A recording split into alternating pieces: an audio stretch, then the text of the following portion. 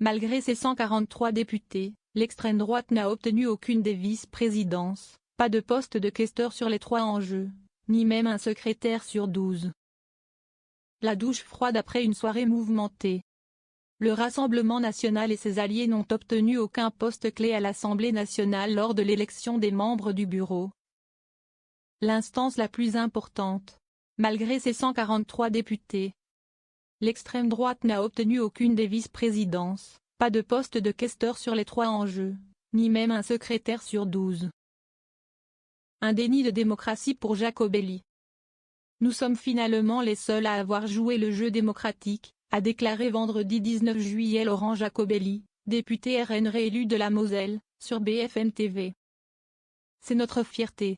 La honte est sur les épaules de ceux qui ont magouillé pour faire taire 11 millions d'électeurs. Pour le député, l'élection des membres du bureau de l'Assemblée nationale n'est autre qu'un déni de démocratie. Même son de cloche chez Edwige Diaz. Les députés actuels ont décidé de s'asseoir sur le règlement intérieur de l'Assemblée nationale, a affirmé la députée Rassemblement national de Gironde et vice-présidente du RN. Nous sommes en présence de députés qui décident de mépriser le vote de plus de 11 millions d'électeurs, a-t-elle encore ajouté. Sébastien Chenu, député RN du Nord, s'est lui exprimé dans un court message posté sur X, anciennement Twitter. Le déni, le mépris. Pensez aux 11 millions d'électeurs.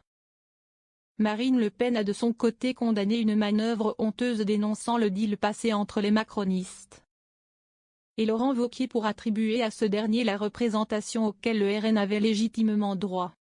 Et d'ajouter, ce sont près de 11 millions d'électeurs qui se voient ainsi dépossédés au bénéfice d'un parti, qui, lui n'en a réuni que 1,5 million.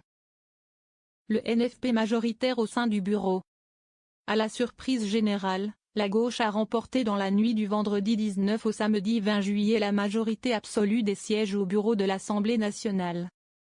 Le bureau, présidé par Yaël Braun-Pivet, compte au total 22 membres. Avec 12 représentants, le nouveau Front populaire dispose donc d'une majorité absolue. Le reste des sièges étant divisé entre les groupes du camp présidentiel, 5, la droite républicaine, 3, et les indépendants de l'IO, 2.